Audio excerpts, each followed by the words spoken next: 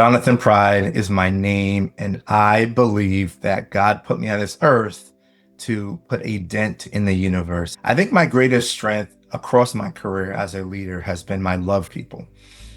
Wherever I served, in whatever capacity I led, I made sure to pour into people equally, and I tried to find folks and the things that make them go, and I really nurtured it and I poured into it. And across my career, I think I am most proud of the fact that dozens and dozens and dozens of people have found higher trajectories because of the work and the leadership I've poured into them. And I feel like as a leader and across my career, my autobiography has an undercurrent of the people who I've met along my journey and how I've supported them.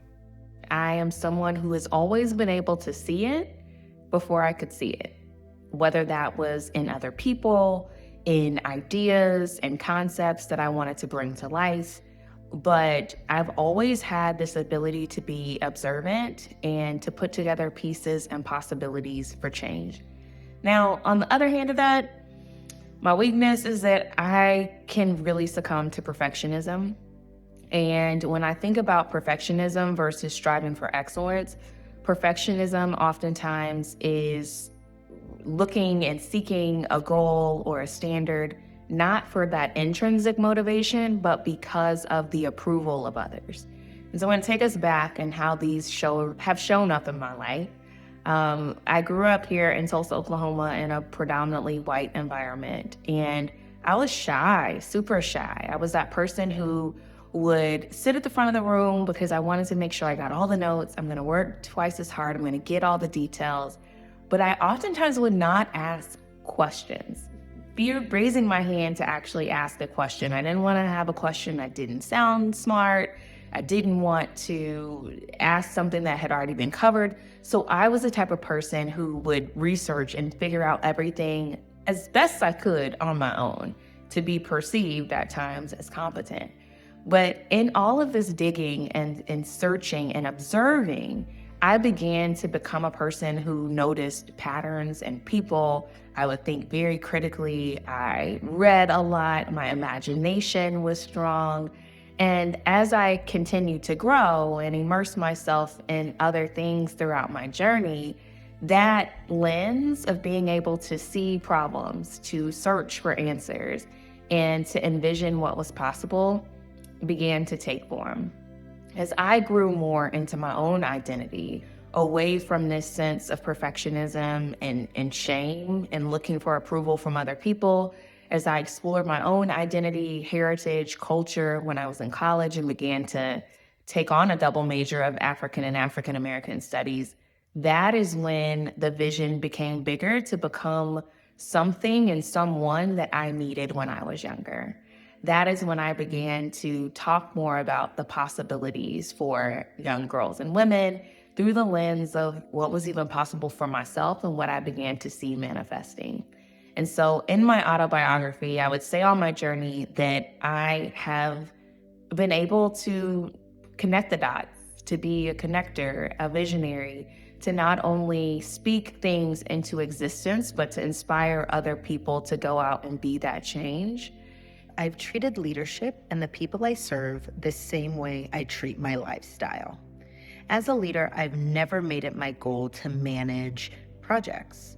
I pride myself in setting direction and creating movements, whether it's by architecting newly established functions at work or making extracurricular programming for foundations and my sorority come to life in special ways. I try to see what doesn't exist yet and then build clarity, creativity, and purpose. In order to do that, I believe a consistent thread in my leadership has been the ability to make people feel seen, heard, and valued. I've opened doors for women, Black professionals, LGBTQ+ talent, and young people. And I aim to lead with empathy and equity in order to bring people together across silos. Whenever there's a bump in the road, I try to navigate setbacks with grace because I believe that every experience is just that, a life experience. So I try to manage accordingly as a way to grow and learn while keeping people motivated to try again. And I think that's the foundation of my career in storytelling. I always look to see how I can translate vision into inspiration. From global communication campaigns to cheeky sales pitches for gala tickets, I try to show my authentic self so people can do the same. So I guess in short, my leadership qualities and personal brand are inseparable from my values of family, equity, creativity, and impact. I'm coming to you from Alexandria, Virginia. This is the 25th house that I've lived in 34 years.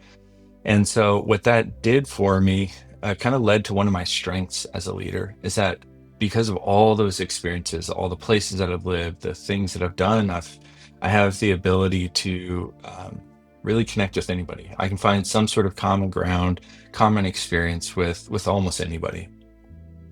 In addition to that, all the moving, all the trying new things, I've built a real superpower around starting something from scratch. And so I would say that that's one of the key strengths that I have as a leader. I love people. My greatest strength is loving others. And I genuinely want to see the good in people, want to understand them, want to really be present with them, hear them, see their strengths.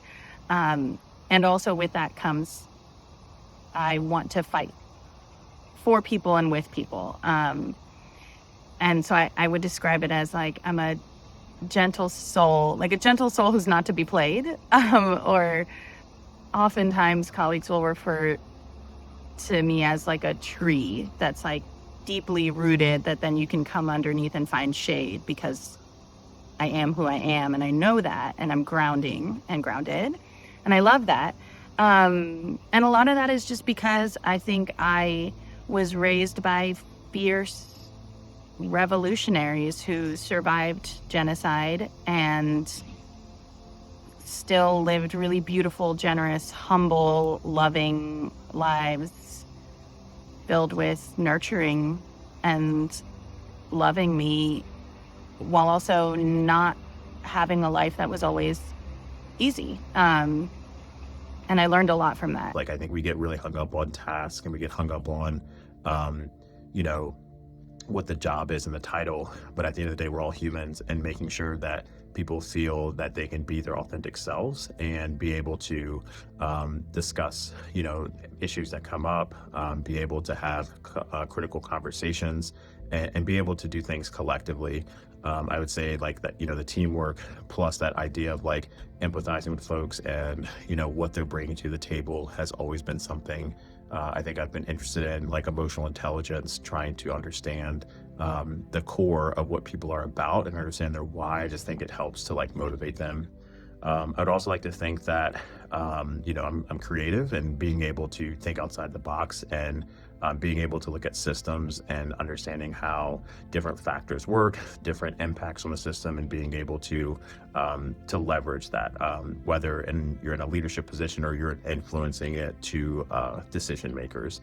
I think I've been able to find that in both my sort of civilian career as a K-12 educator, now in higher education, and definitely in the military. And I think it just kind of comes down to the core of what, I try to just be as respectful as possible. When I was a kindergarten or elementary school principal, we'd always start every day with be respectful, responsible, and ready to learn. And it's so simple, but it really is this sort of core belief that I have that you treat others the way you want to be treated. You're responsible, you're dependable, and then you're a listener. My family has a story they like to tell where, I guess when I learned about climate change when I was 6 or 7, I cried. I cried over the polar bears. I cried probably for us. And then apparently when they handed me teeth tissues, I cried even harder because I felt that I was wasting said tissues. And so I think this has lent itself to being my greatest strength because I'm always curious, I'm open-minded, and, have been able to lead with and work with empathy. I've been able to really notice needs and work with community to solve them. I started my career, had 4 career changes in the last 5 years, and I've been able to advance each time and grow. I don't try to just tell stories. I feel like I've improved at building meaning, and whether it's in a speech or a program design or a model, I feel like my leadership tends to find ways to translate, for example, pain into purpose or complexity into clarity, into a larger vision. And I've begun to understand that stories are systems, and I love learning how to use them to bring others into a mission that's bigger than any one person. I also feel like another strength I have is I'm able to read people not just for who they are, but who they can be. And that's one of the things that just electrifies me and gets me excited. I've learned over time as a leader to adapt my tone and presence with precision, whether it's with guiding staff or supporting residents in our program or navigating more intimate dynamics. I'm able to absorb other people's chaos without always losing my center, whether that's emotionally or strategically or spiritually. I've noticed that empathy can combine with infrastructure, and that creates a compassion that can work. And that's something that really brings me a lot of excitement. What I will say is that what my parents raised me with are things that I think have become like really big leadership strengths for me. One is the idea that I was absolutely capable of anything I could dream up. And that is kind of how I lead. That's how I built teams. That's how I built my career. I've never taken a closed door as like closed forever. I never take a it has never been done this way as if that means it can't be done. I never take a that's not the way you do it, that's not the path to get there to mean anything other than, oh, you don't have the vision for that thing. I do. And so I've always been fearless. My friend circles, it's what I do with my teams. I'm really proud of that. I think being willing to always tell the truth, being willing to be bold and unafraid to pursue what feels like the best thing, being always motivated to strive for excellence. I think those are the things that I would consider my biggest leadership strengths. But I think when it comes to purpose, it's for me always been ensuring that everyone around me / everyone I know is feeling seen, feeling valued, feeling just genuinely good, comfortable, like their entire dignity, and like that people just aren't wankers and interrupting wankers where they are. Part of that's growing up in 3 different cultures at the same time, being good at translating cultures and reading people. What my wife described as Socratic, I described it as chaotic and nosy. So we'll go with somewhere in the middle. The ability to walk with people, to be with people and guide folks to reflections, maybe even revelations, or those uncomfortable truths that they may not want to know or be ready to face, not in like a bad way, like, oh, hate yourself, but whether it's like pursuit of a dream, whether it's defining a discomfort in a situation, whether it's being able to articulate a message that is sincere but effectively received, not telling people or ask what you need to do, but sort of going with folks and being able to ask gentle questions in a way that I wouldn't even say calls in, but invites in instead of calls out. I would say a leadership strength of mine is being malleable in different experiences, being able to see perspectives from all different types of people, all different types of cultures, and also being respectful of them, right? I mean, we may not agree, but I do believe, there's something to be said about us all having gifts and talents that we contribute to the world. I really view the world as one big puzzle piece. It really is one big puzzle piece, and all of us represents sort of a puzzle piece through our gifts and talents. And I just fundamentally believe, like, when one of those puzzle pieces are missing, one of you are missing, one of our gifts are missing, it is just not complete. And so I pride myself on being able to bridge the gap, bringing people together, understanding the power of culturally responsive leadership. And one of the things that united them, that positioned me to be where I am now, was that thirst for novelty and new experience and an openness to places and people I'd never been to or heard from or spent time with before. I was a missionary for a while in South Africa. I spent time, a year in national service to my country through a community service program. I spent undergrad and graduate school. I worked in politics. I did a lot of things. Some of them were things that I'd always yearned to do, and some of them were things that I'd never done anything like, and just really wanted to taste and see, what they were like. So in all the different places I was able to live as a young adult, South Africa, DC, Sacramento, Arizona, Utah, New York City, the things that I appreciated most were finding people who were outside of my own experience, having grown up in Minnesota in a suburb, talking to them about their lives, finding out how much our lives had in common, despite the fact that we lived 50 hours from each other, finding out where we were different and being curious about those. And as a leader, that openness to and presumed validation of other people's experiences and emotions has served me really well in being able to connect and accept folks who are very dissimilar from myself. I've been able to hold on to that curiosity about what brings people to different conclusions than the conclusions that I've come to. I've been able to hold on to that curiosity about other people's journeys because I feel like every time I hear somebody else's story, I'm vicariously going through that same story, and I'm learning from it by learning what they learned from it.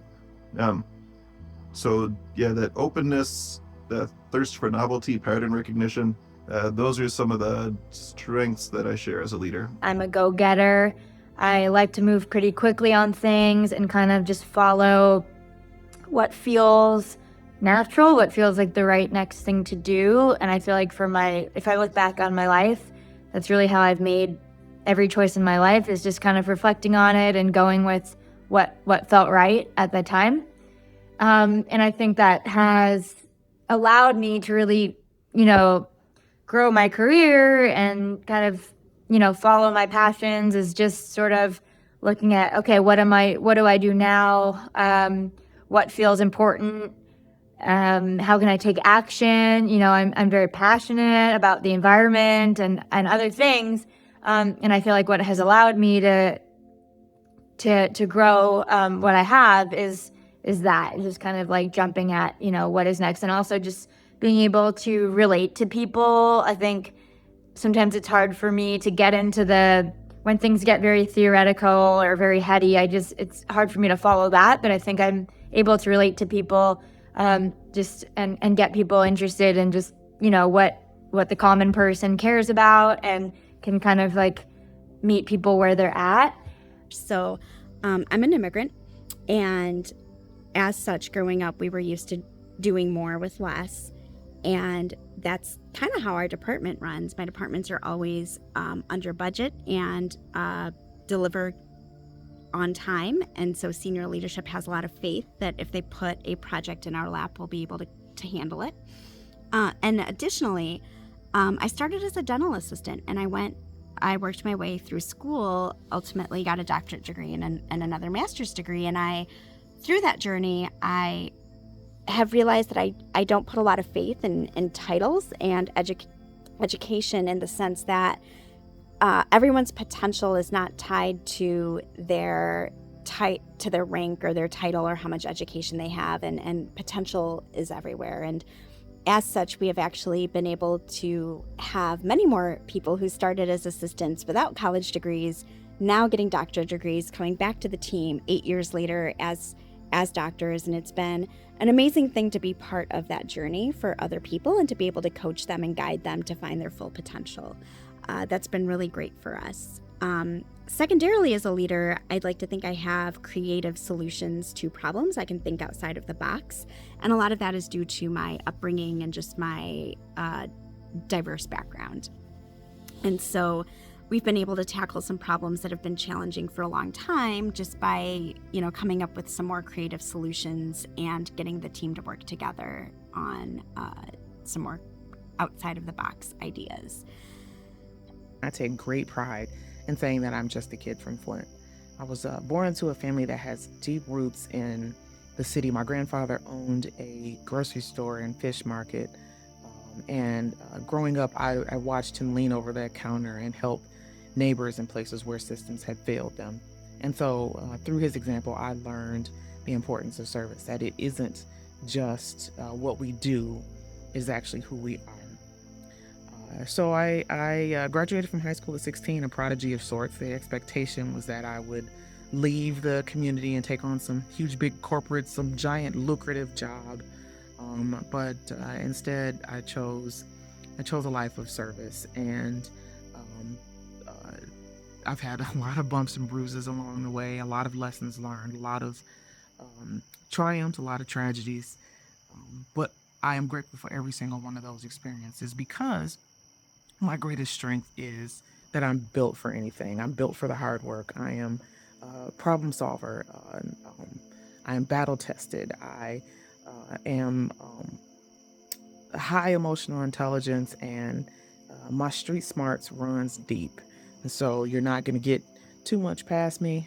Challenges, sheesh, I don't know if we have enough time for it, but I would say like some of the strengths actually become challenges, right? And so I think I often worry about how people are feeling and doing, and that takes a lot of time, right? And so, you know, sometimes that emotional toll weighs on me, and like you don't really know where to put that, right? And so you always have to make sure, kind of like on an airplane, you put your own air mask on first before, you know, taking care of others.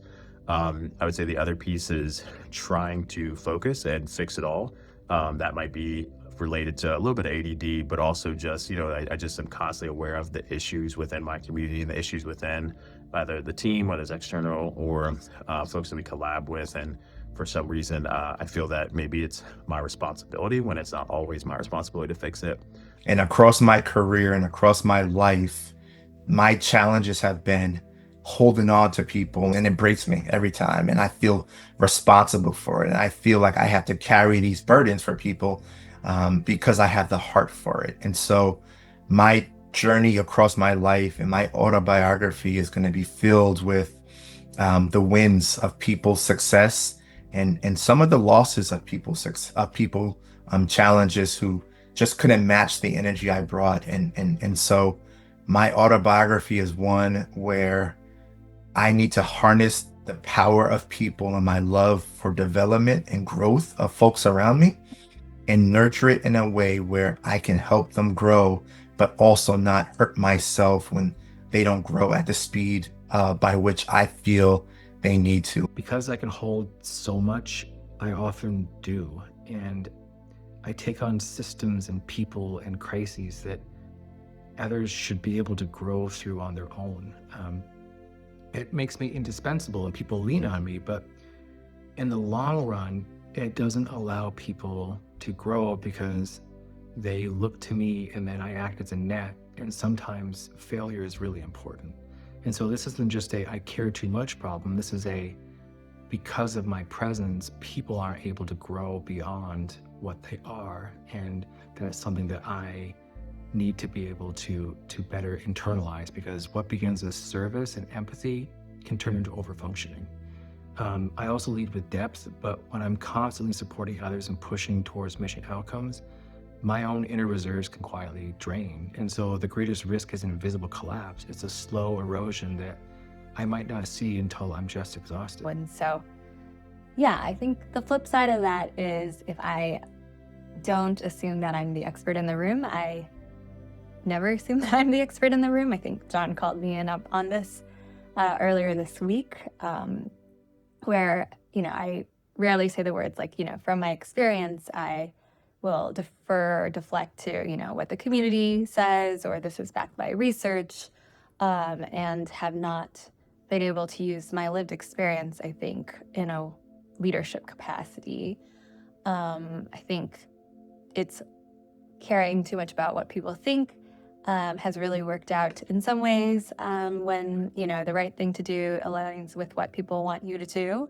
Not so much other times, like in my current season of leadership. I think I've been able to move forward with things and do it scared, but I haven't really been able to shake this feeling that I need to people please, or I guess something I was taught growing up is like, don't rock the boat that you came in. Rocking the boat, but doing it scared. And I think that reflects lately in my leadership and how I show up for my staff and how I show up in a lot of spaces, really. And so I think there's many more challenges and weaknesses I could go into, but that probably is the one that I'm faced with most intensely right now. I think I need to do better at not just being a vessel for other people's experiences and or a path, like a switchboard that other people could kind of use to figure out which way they want to go and like giving feedback on in an external only way and not actually channeling what's inside and letting myself take up space, which is odd because I do chat a lot, but you know, you talk a lot without really saying very much that's personal, even though I think I'm a very open person in terms of my values are clear, but maybe not my story. From a more professional workplace capacity, how that might translate in terms of being a scrutinizer, echo profile, I know, is when I see a solution for someone, when I think someone's either in their own way or actively causing harm, this is where it's a big in. I believe good at reading people and good at figuring out, okay, here's 5 different options. How can we go? Like, what can we do to make things better? But I'm not always good at remembering to know that there's a ton I don't know. I am in general, but when it comes to people, I think the weakness there is knowing that what I don't know. You don't know what their working relationship is. You don't know the conversations they've had. You don't know how many times he has stood up, how poorly it's gone, what they're like, all of the intricacies of their relationship. I did not pause long enough to sort of appreciate before going like, here's the solution right now to let things continue better, which would have been better for everyone there, I truly believe, but also would not necessarily have been because there's so much that I don't know. So needing to slow my roll is what that means. And so I think from that came a gentleness mixed with a little bit of feistiness. And the thing I'm working on is making sure that now I'm also able to see how I'm part of the story and the stories that I'm always amplifying. And maybe bringing some of that feistiness a little bit more towards not only standing for others, but also standing for myself. And within the lens of my weakness, as I continue to grow and to lean more heavily into authenticity, I see my perfectionism taking form into a quest for excellence, more about me hitting that mark internally versus me doing it for other people. I'm releasing myself. I'm not there yet. Let me say that. I'm releasing myself from the desire to work for worthiness, right? My work is so much more purposeful than that and so much deeper and connected. And that is a bit about me. I would say when it comes to weaknesses and opportunities for growth, I think the biggest ones, I guess, are perfectionism. I definitely resonated with what Carlisha shared, and for a long time, it definitely has been an Achilles heel. And it's hard to let go of. I think the thing that keeps resonating in my head is the truism of what got you here won't get you there, and knowing that there are things I need to let go of to get to the next level, but feeling like many of those things have gotten me to this level, and it's really hard to let them go without feeling like I'm losing a part of myself or I'm not going to be as excellent anymore. And then I think another weakness, something that I'm working on, is innovations. I really think through the pros and the cons of the big ideas that I have, and I'm always a big ideas person. It makes it a little bit hard to hear my gut and to trust my gut and to even know sometimes what that means. And as I've been in this new season of my career, I realized that like being able to hear my gut and trust my gut is going to be so critical to my success in this area, and probably just in general. It is a space to grow. And so I'm trying to get really a lot better at thinking through kind of, what do I think? What do I feel? What do I believe in? You know, from a project perspective, from a story perspective. Even if I feel like I can't quite fully make the argument for why I think, even though other things like it didn't work, this will work. Just really trying to tap into that is a huge kind of growing edge for me. And then there was one more that popped into my head as something that, vulnerability. I've realized more and more that while I'm a very open social person, I also really struggle with vulnerability. I don't like feeling like things are uncertain, like I don't know. Like I love asking questions, but questions are usually something that I can leverage more as like, one, it is genuine curiosity, but it can also be a bit of a shield against being asked questions if you're always asking questions. And I think that I'm trying to get more comfortable in this season with being more vulnerable as a leader, and being more sort of transparent about some of the uncertainty and some of the questions that I do have and some of the doubts that do come up. That consistently makes people trust me because I'm not performing leadership, I'm living it. And I guess that would also be my weakness. It's the exact flip side of my strengths. I'm ambitious. I take on too much. I'm a perfectionist in execution. It's hard for me to say no. And my relentlessness for impact is always to aim for the sky. So I want others to have the same ambitions. I hold people to high standards, and I aim to be inclusive at all times. And sometimes all of that and giving people the benefit of the doubt can work against me if not balanced with boundaries, rest, and delegation. Like, do I walk away? Do I have to stay in that space? And a lot of times you can't walk away because that's a part of your contribution as a leader, like being present, right? As a challenge, I think one of the spaces that I feel the most challenged as a leader is related because it's in managing time and separating the spheres of life. As a parent, I am very committed to being a present and supportive father, and to be able to do that and give fatherhood the time that it takes, especially to a teen and teenager. That's a lot of other activities and things that I say no to, that I don't pursue, ambitious projects that, may well be worth pursuing and worth being on a team for, but which will ultimately take too much time away from my top priority, which is my children and my family. And I think sometimes that's a question of overestimating how much work a thing might take. Sometimes it's a question of a question of how much work it might take. And sometimes it's a question of imagination, of commitment. And sometimes it's the right thing to do because everybody needs to know how to say no. And so I struggle with that. And that can be challenging for people that I'm working with because maybe they need time to reflect on that. Maybe they need time to really enjoy and take in all the hard work and the accomplishment that they've had. And my mind's already moved on to the next thing. What's the next thing that we can accomplish? What's the next thing that we can grow on? And so that leads to this kind of blend of very results focused. And so I see where we can go to. I see where the organization, where the person is, what potential do they have to achieve. And that can be a good thing when we're starting something brand new. That can also be a challenge though for me when I'm dealing with somebody that maybe that's not how their mind works. Maybe all they're worried about is how can I enjoy the work that I'm doing right now and be really present with my family, or really enjoy this hobby that I have, instead of how can I achieve the next big thing, or always focus on what's the next thing that we can be working on.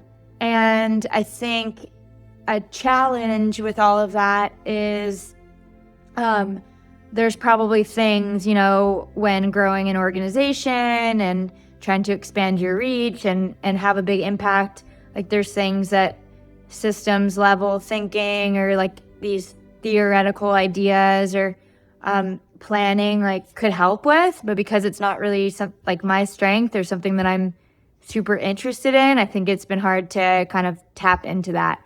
And I don't know if that relates to, smaller things like OKRs and with managing people. Where I may be challenged as a leader is sometimes, especially in finding people's potential and helping them, I need to be able to give them the tools to know that they don't always have to rely on me for the solutions. I think I'm involved a little bit too much in some decision making that I should be able to take a step back from, and I need to empower my team to come up with the solutions and maybe just checking in with me, but not necessarily counting on me to provide the solution for them.